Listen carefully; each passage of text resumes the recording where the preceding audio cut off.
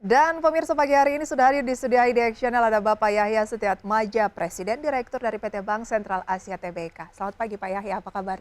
Selamat pagi, Prisa. Terima kasih banyak Selamat untuk pagi. waktunya pada pagi hari ini Pak Yahya. Terima kasih kembali. Kinerjanya cemerlang di tahun 2022, memang banyak bank juga yang membukukan kinerja rekor, termasuk BCA 29% adalah rekor tertinggi sepanjang sejarah BCA ya. Iya, betul sekali. Rahasianya apa Pak Yahya? Ya gini, ada beberapa hal. Kita sejak dahulu berusaha merubah tabungan itu dari awalnya menabung menjadi transactional account. Nah, sehingga orang nggak perlu lagi bunga yang terlalu tinggi, yang perlu kenyamanan ya. Dan ini menjadikan cost of fund kita relatif murah meskipun kita harus sedia tunai, harus sedia ATM dan lain-lain ya, itu kompensasinya. Tetapi dari segi cost of fund termurah. Nah, itu pertama. Karena cost of fund termurah, kita bisa memilih kredit-kredit mana yang relatif baik dengan interest rate yang cukup menantang dan sangat murah lah. Seperti KPR, KKB contoh ya. Di mana-mana naik kita malah turun sedikit ya. Nah, ini membuat quality loan kita bagus. Sehingga NPL juga kecil. Cost of fund murah, NPL kecil. Nah, dengan demikian kredit growth kita juga tahun lalu saya pikir di atas industri sedikit ya. Sekitar 11,7%. Nah, artinya dari volume itu kita juga bertambah. Nah, ini semua mendapatkan suatu income yang bagus dari segi interest plus dari fee base. Fee base kita karena banyak sekali transaksi-transaksi, mungkin sehari rata-rata ya sekitar 66 juta. Bahkan kalau lagi akhir bulan, dekat-dekat hari libur misalnya, itu bisa sampai 140 juta transaksi per day. Ya, jadi ini membuat memang kenyamanan, tetapi tentu ada beberapa payment-payment yang ada fee-nya kan.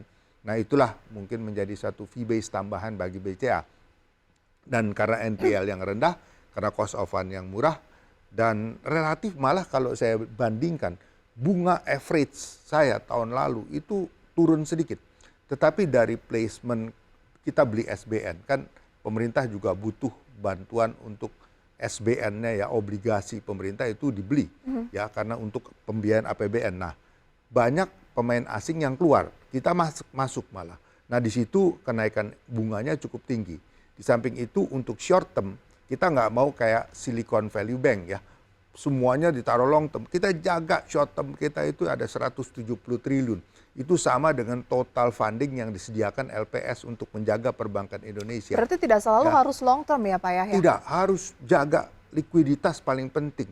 Kalau ada kebutuhan-kebutuhan mendadak, kita harus siap untuk memberikan itu. Nah, ini kita tempatkan di Bank Indonesia dan kebetulan suku bunga BI juga naik. Jadi ada tambahan income lagi. Itulah jadinya secara profit kita cukup bagus naik. Oke, Pak Yahya, ya tidak bisa dipungkiri ya, rata-rata masyarakat di kota besar gitu ya, pasti minimal dua, entah bank apa, satu gitu mungkin BUMN, satunya itu pasti BCA gitu ya. Ya, terima kasih. Kemudian Pak Yahya, sebenarnya BCA ini kan tidak mencakup ke semua wilayah. Tempat asal saya itu ATM-nya hanya ada satu Pak, dari seluruh daerah itu hanya ada satu ATM-nya Ya. Pak. Tapi kenapa? Apakah memang itu strategi dari BCA nggak harus sampai ke pelosok? Begini, ATM misalnya kita ada 17.000 seluruh Indonesia ya. Kemudian cabang kita ada sekitar 1.250 cabang di Indonesia. Dan memang kita lebih banyak di kota-kota besar ya. Tetapi di kabupaten juga banyak kita hadir gitu ya. Dan untuk pertempuran yang di rural area itu BRI jagonya lah saya pikir Oh ya. gitu. Tapi untuk daerah perkotaan, tempat-tempat perdagangan ya. Karena filosofi kami ya sebagai bank follow the trade. Di mana ada trade, di mana ada mulai bisnis, di situ bank harus masuk dan kita dukung. Karena menurut saya ya, industri perbankan bukan hanya financial intermediasi. Kalau financial intermediasi itu hanya terima dana, lalu melepas dana ya, kayak broker. Nah, fungsi lain perbankan itu adalah payment system. Payment system itu layaknya seperti urat darah di tubuh kita. Itu menghubungkan dari otak, ginjal, paru, jantung. Kalau nggak ada darah yang berjalan, mati ini organ-organ kita. Nah, payment system itu layaknya seperti aliran darah. Nah, ini penting sekali dan tidak semua bank mampu piawai untuk menciptakan kenyamanan dalam payment system. Nah, kenapa saya bilang di perdagangan? Kalau namanya orang dagang, pasti salah satu unsur pokoknya adalah payment system. Nah, disitulah kita hadir, memberikan kenyamanan, kemudahan, ya. Sehingga ya nasabah banyak membuka rekening di kita. Tetapi ya kita sediakan ATM misalnya, manakala dibutuhkan uang tunai harus segera bisa didapatkan. Tetapi tentu kita lihat daerah per daerah. Kalau memang itu daerah membutuhkan banyak penarikan tunai ya, itu pasti kita sediakan. Nah ini kan masuk sudah bulan puasa, selamat untuk yang berpuasa. Dan untuk menjelang lebaran itu paling tidak kita harus menyediakan dana tunai 69,7 triliun. Ini akan kita siapkan. Untuk bayangkan, tahun 2023? Untuk tahun ini. Itu persiapan kita menjelang nanti masa-masa lebaran dan persiapan mudik. Biasanya itu dibutuhkan sekali, tetap masih uang tunai. Meskipun kalau kita lihat ada sarana lain, ada KRIS, kemudian ada mobile payment, ada MyBCA yang kita terus coba kembangkan.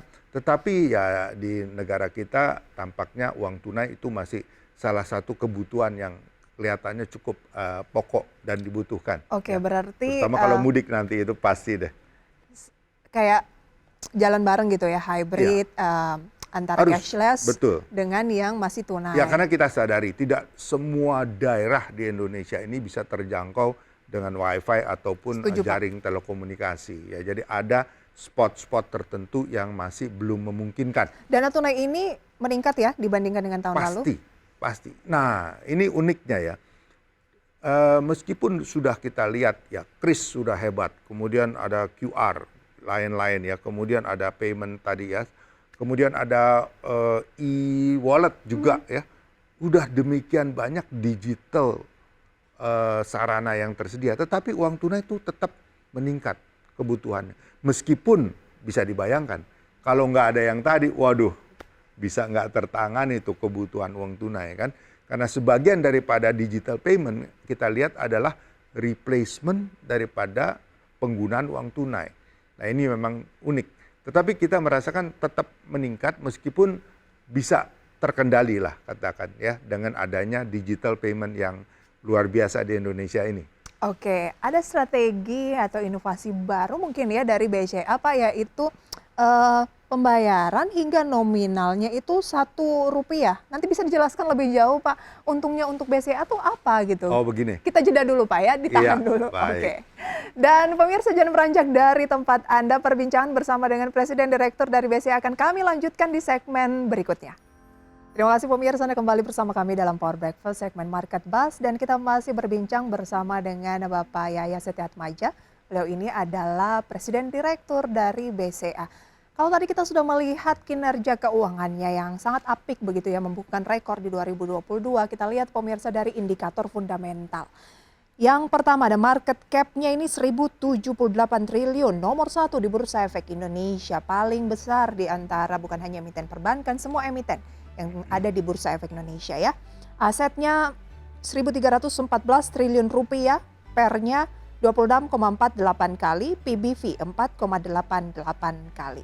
Jadi ada sekilas indikator fundamental dari emiten BCA. Oke, kita lanjutkan perbincangan ini. BCA menerapkan transfer antar rekening turun menjadi Rp1. Apakah sudah berlaku dan efektivitasnya untuk perusahaan seperti apa Pak Yaya? Ya jadi begini, memang jiwanya sebenarnya. Tadinya minimum transfer itu hanya 10.000 ya. Tetapi kita mau meyakinkan masyarakat any amount istilahnya. Berapapun jumlahnya, mau Rp500, Rp10 pun bisa. Tapi gitu BI-Fast-nya kan 2.500. Kalau antar bank ya harus bayar 2.500. Oh, kalau sesama BCA Tapi mau sesama BCA kan Rp500, Rp400 masih bisa ditransfer. Bisa dan itu free. Enggak, kita kalau antar rekening di bank kita sendiri itu enggak ada biaya. Jadi any amount lah. Efektivitasnya untuk perusahaan apa sih Pak? Enggak, hanya mau dari segi kemudahan masyarakat. Jadi segala apa produk yang kita ciptakan tidak sepenuhnya untuk cari profit. Oh, okay. Contoh flashcard. Flashcard juga jujur aja profitnya hampir nggak ada. Banyakan investment. Tetapi ini untuk menolong masyarakat, kemudahan-kemudahan bagi masyarakat. Nah, transfer ini pun demikian. Jadi kalau kebetulan mau transfer 9.000, wah kalau dulu nggak bisa, mesti 10.000 lebih. Sekarang 9.000 pun bisa, Rp500 pun bisa. Jadi lebih memberikan rasa kemudahan kepada nasabah. Nggak usah mikir-mikir lagi minimalnya berapa, any amount transfer aja, Rp1 pun jadi. Nggak ada alasan, ini nominalnya kekecilan nih. Iya, jadi kita Sekalian aja bulatkan layani 50.000 misalnya. layani seluruh kebutuhan masyarakat. Intinya itu aja message-nya. Ya mungkin sih nggak ada orang transfer Rp1 kan ya, atau Rp5 pun nggak ada gitu ya. Tetapi ya kita meyakinkan bahwa any amount. Nah itu dengan ekstrimnya kita bilang Rp1 pun oke gitu. Oke, jadinya tuh ya nasabah jauh lebih nyaman begitu Ya, ya. jadi nggak usah mikir berapa sih minimum baru bisa transfer. Any amount bisa transfer. Gitu. Berapa sih jumlah nasabah dari BCA per saat ini, Pak? Kalau rekening kita tuh udah 34 juta. Berarti rekening. udah sesuai dengan target kan? 30 juta Ya, targetnya. target kita 30 juta. Kalau jumlah nasabah kira-kira 28,6. Karena kan ada orang yang punya rekeningnya 1 atau 2 lebih. 2 lebih ya, jadi memang secara rekening 34,6 juta, tetapi secara total nasabah 28,6 juta. Total nasabah 28,6 juta. Ya. Sisanya tadi adalah Total rekening. total rekening. Nah, Berarti ada yang punya rekening Ada 2. double Bisa ada 1 atau di Tapan, 3. 1 di Tapres, 1 di Giro gitu kan. Oke. Nah, itu ada. Kalau target nasabah 2023 berapa nih, Pak? Ya kita kalau bisa, jadi gini, kita konsolidasi dulu. Karena kita menyadari ya, jumlah rekening dengan transaksi ini berbeda. Kalau hanya jumlah rekening yang kita lihat ya, belum tentu dia bertransaksi. Betul. Nah, jadi tahun ini kita lebih mengkonsolidasi bagaimana kita liatin yang masih saldo-saldo minim ya, belum banyak transaksi, apa sih kesulitannya atau kenapa gitu ya, supaya ini juga beraktivitas. Karena apa? Yang menguntungkan perbankan adalah kalau rekeningnya banyak dan aktivitasnya banyak. Bukan Kalau cuma jumlah rekeningnya, tapi diem aja. mungkin sama 50% saldonya nol ya sama juga bohong istilah kan. Jadi kita akan mengkonsolidasikan juga ya. Tentu kita akan terus menargetkan bertambah ya, tetapi dengan lebih yang berkualitas gitu. Kira-kira gitu. Oke, bagaimana dengan skema penyaluran kredit di 2023, Pak? Kredit berbagai macam ya. Kita lihat kemarin misalnya waktu ulang tahun BCA kita mengadakan suatu hybrid expo.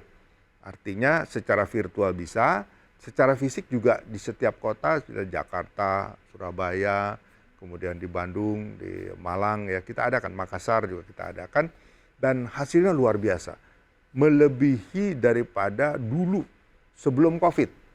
Waktu COVID sempat turun drop sampai rendah sekali, tetapi sekarang dengan adanya hybrid transaction ini, jadi nasabah bebas mau datang melihat secara fisik bisa, mau memilih secara virtual juga bisa, ya dengan website aja. Nah ini ternyata sukses sekali dan suku bunga juga kita turunkan, bahkan ada yang 2,66%, 3,66% ya sesuai ulang tahun kita 66 tahun kemarin ya. 66 tahun, Iya, Pak? jadi nasabah banyak yang berkata sama saya kapan sih 100% 100 tahun supaya dapat diskon 100% gitu ya. Karena kemarin waktu usia 66 kita juga ada banjir diskon 66%. Jadi orang menunggu 100 tahun gitu, jadi gratisan nanti ya. Nah, bunga kredit kita tekan, volumenya meningkat ya. Dan di samping itu kita juga coba meningkatkan dari SME, komersial, dan korporasi. Dari korporasi saya rasa banyak sekali permintaan-permintaan infrastruktur, kemudian dari makanan, minuman, dan juga dari pertambangan ya. Saya pikir hal-hal ini sangat menjanjikan untuk terus kita mengembangkan perkreditan di Indonesia karena ya kita harapkan kan di negara lain takut resesi, saya yakin di Indonesia nggak ada resesi, harusnya gitu ya. Meskipun kita tetap harus optimis dan harus juga waspada ya, anytime can happen. Tetapi saya yakin lah dengan kemampuan ekonomi kita berkembang, ekspor kita masih bagus, dari CPO bagus, kemudian dari pertambangan juga bagus ya. Ini akan memberikan nilai tambah bagi seluruh perekonomian di Indonesia. Oke, ini Pak Yahya loh yang bilang orang nomor 1 BCA. Bahwa ya nggak ada lah ya.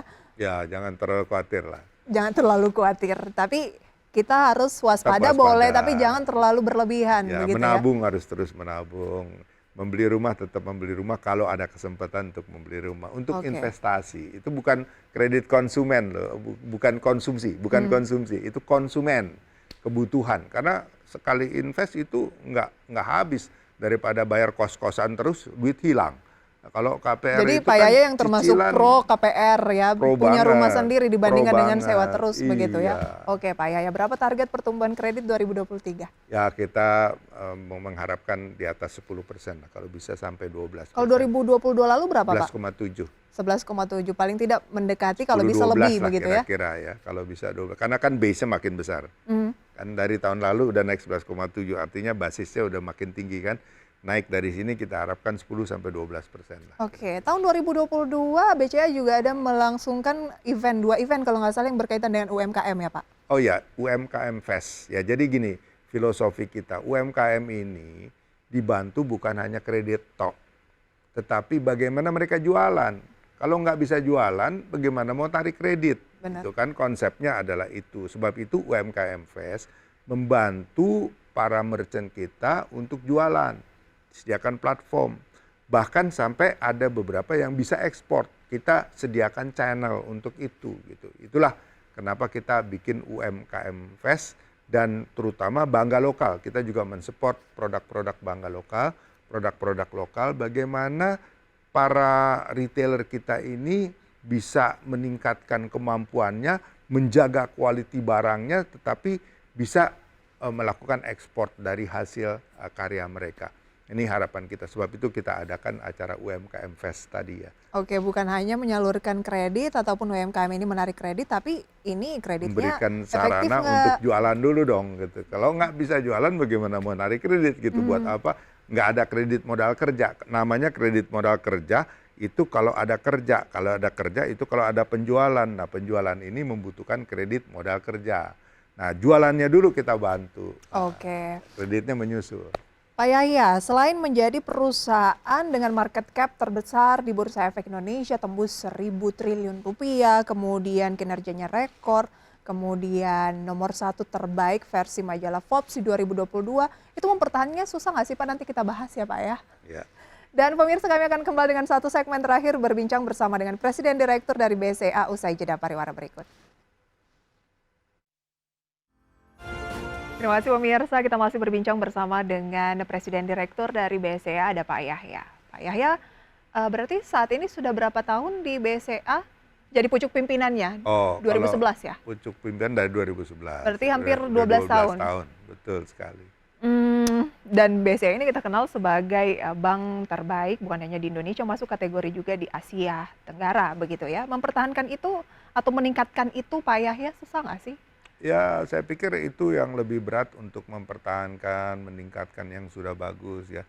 Nah, makanya saya percaya filosofi teamwork ya. Jadi di BCA itu bukan hanya saya sendiri gitu. Ada waduh ratusan bahkan ribuan ya teman-teman ini yang mendukung gitu, sehingga kebersamaan tim inilah yang membuat BCA sukses gitu. Nggak mungkin lah satu orang bisa membuat sukses everything ya. Ini perlu dukungan. Nah, Kan dukungan yang ini lain luar juga punya biasa. teamwork Pak, tetapi kok ngunggulin BCA tuh susah banget gitu. Ya, teamwork, dan kita ada dua ya, customer engagement dan team engagement. Ada dua. Tim kita engage dan ke customer juga harus engage. Kalau enggak ya tim doang mau jualan apa nggak laku gitu kan. Jadi harus ada suatu simbiose mutualistis dengan customer. Jadi engagement kita ke customer juga itu harus Mungkin itu sangat ya baik. kekurangan dari bank-bank lain. Saya nggak berani mengatakan itu. Tetapi Mulai ya, dari kan terkenal pengalaman tuh Pak ya kami, satpamnya BCA dari satpam aja. ya kita Katanya nyaman usahakan banget. segala lini ya.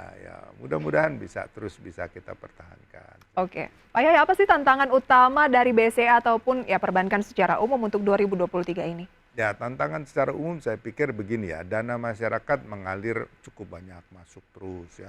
Itu masalah kepercayaan masyarakat.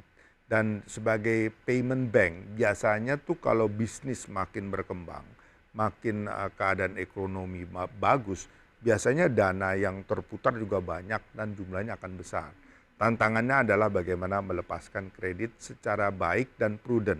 Tetapi tentu harus di segala lini, bukan hanya satu di SME saja. Enggak, saya pikir SME harus, komersial, korporasi. Karena menurut filosofi saya, SME memang harus kita perhatikan, ini masyarakat yang banyak.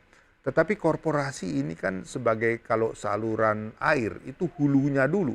Hulunya ini akan mengalir ke bawah karena perlu agen-agen, perlu retailer-retailer di bawah. Nah ini kalau biasanya SME yang ada link dengan suatu chain yang besar itu keberadaannya akan lebih langgeng.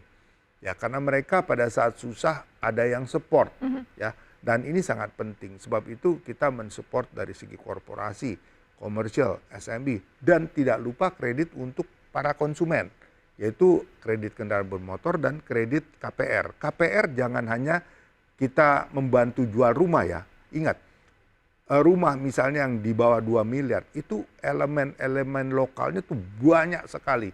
Mungkin lebih dari 20 kan, ada kaca, ada kayu, ada semen, ada bata, waduh macam-macam, pasir. Dan jangan lupa, tenaga kerja, ini yang penting. Kenapa? Karena lihat aja setiap komplek pembangunan pasti dibuka bedeng-bedeng, pasti ada yang jualan. Karena yang pekerja ini kan harus makan.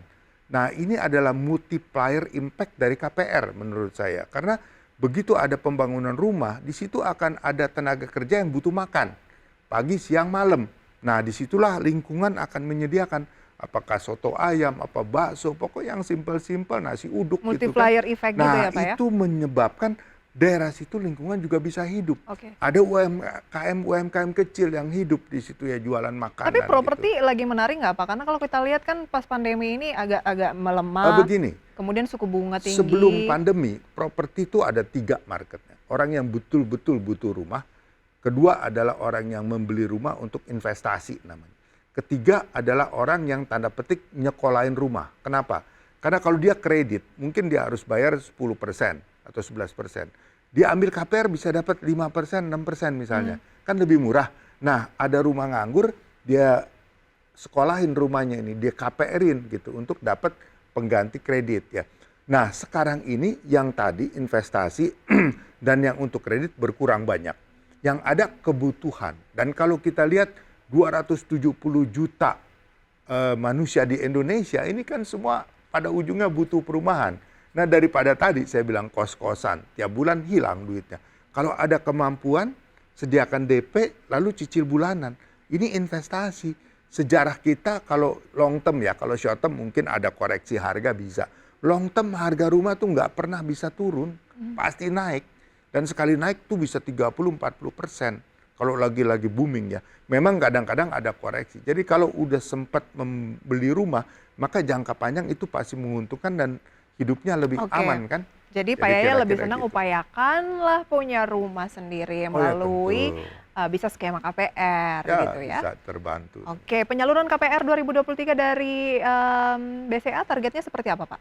Ya kita memang gini, uniknya KPR itu setiap bulan kita terima cicilan. Ini jadi kadang-kadang kayak hamster ya. Per bulan itu bisa KPR mungkin 2-3 triliun. Ya, jadi kita KPR baru bisa sampai sekitar 30-an triliun per tahun ya. Tetapi jangan lupa per bulan kita juga dapat pengembalian sekitar 2 triliun. Nah, ini kan sekitar 2 kali 12 24 triliun. Nambah 30 kurang 24. Jadi rumusan begitu. Jadi naiknya mungkin nggak akan terlalu tinggi sekali, tetapi kita sangat berharap bahwa tetap secara absolut outstandingnya nambah terus setiap tahun. Itulah yang kita harapkan. Artinya bahwa lebih banyak kredit rumah baru dibandingkan yang lakukan pembayaran. Oke, bagaimana melihat exposure risiko gejolak perbankan eksternal seperti dari Amerika dan juga Eropa terhadap bank lokal mungkin? Kalau BCA ya kan ini kinerjanya sangat apik begitu ya. Pak. Tapi ada potensi nggak sih untuk menjalar ke Indonesia? Ya gini, intinya ya bagaimana bank itu mengelola resiko ya dari likuiditas. Nah, risiko likuiditas satu dan kedua risiko suku bunga. Sebab itu tadi saya sempat katakan kalau ada dana nganggur jangan langsung ditempatkan 20 tahun, 10 tahun ya. Tetapi kita sebagai bank ya, kita tempatkan mungkin ada yang setahun, ada yang 1, 2, 3 bulan, ada yang sampai paling lama di BCA paling lama tuh sampai 8 tahun. Itu pun hanya seperberapa dari total dana nganggur kita. Kenapa? Karena kita perlu menjaga likuiditas. Nah, kalau kita invest jangka panjang, memang seperti di Amerika, mereka invest di US Treasury Bonds. Itu risiko kreditnya zero. Tetapi pada saat mereka invest, bunga di situ 1,78. Saat ini lebih dari 4%. Nah, untuk investasi jangka panjang, kalau bunga naik, maka value-nya turun. Turunnya itu bisa 30-40%. Nah, disitulah terjadi krisis di Amerika. Nah, kalau di Indonesia, saya pikir kita sudah ada satu ketentuan di mana fix untuk jangka panjang ada batasannya. Sehingga kita aman terhadap apa yang terjadi gejolak di Silicon Berarti kita lebih Valley hebat Bank. dong Pak dibanding dengan otoritas di Ya, Amerika. saya nggak mengatakan begitu. Kita berpengalaman, tahun 98 kita dilanda krisis, 2008 kita dilanda Ada hikmahnya krisis. juga ternyata sering Itu- dilanda krisis ya. Iya, itu membuat kita belajar, kita Oke. lebih hati-hati. Jadi penjagaan di kita ini sangat hati-hati untuk likuiditas dan interest rate risk. Baik, ada strategi baru, inovasi baru dari BCA untuk waktu dekat? Saya pikir kita tidak ada sesuatu hal yang baru. Kita teruskan saja apa yang sudah ada, sudah baik, terutama dengan customer engagement ya, kita terus kembangkan dan teamwork terus kita jaga. Kita memacu karyawan kita mengadakan award pertandingan antara sesama cabang, wilayah dan kantor pusat juga ya. Itu untuk meningkatkan kriteria secara bersama-sama. Oke, Bapak hobinya apa sih Pak kalau waktu Saya- senggang? Hobinya golf dan renang. Oke, next time mungkin kita bisa ngobrol syutingnya itu di lokasi golf ya Pak Boleh ya. saja, boleh Terima saja, kasih Pak. banyak Pak Yahya Terima sharing kasih informasinya. kembali, Semoga terima ini bisa kasih. menjadi referensi dan sumber informasi untuk para pemirsa maupun investor dimanapun berada. Pak Yahya, terima kasih banyak. Sukses selalu untuk Pak Yahya, sehat selalu dan tentunya juga untuk BCA. Terima kasih, banyak, Prisa. Terima Pak Yahya. kasih. Dan pemirsa, demikian perbincangan bersama dengan Presiden Direktur dari BCA pada pagi hari ini. Semoga bisa menjadi referensi dan sumber informasi untuk Anda. Dan pemirsa, sebelum kita beranjak ke segmen berikutnya, kami tampilkan update informasi dari pembukaan perdagangan sesi 1 pada 3 April 2023 ini. Indeks harga saham gabungan menguat 0,48%. Jakarta Islamic Index LQ45 juga bergerak di teritori positif. Kita lihat untuk deretan top gainers.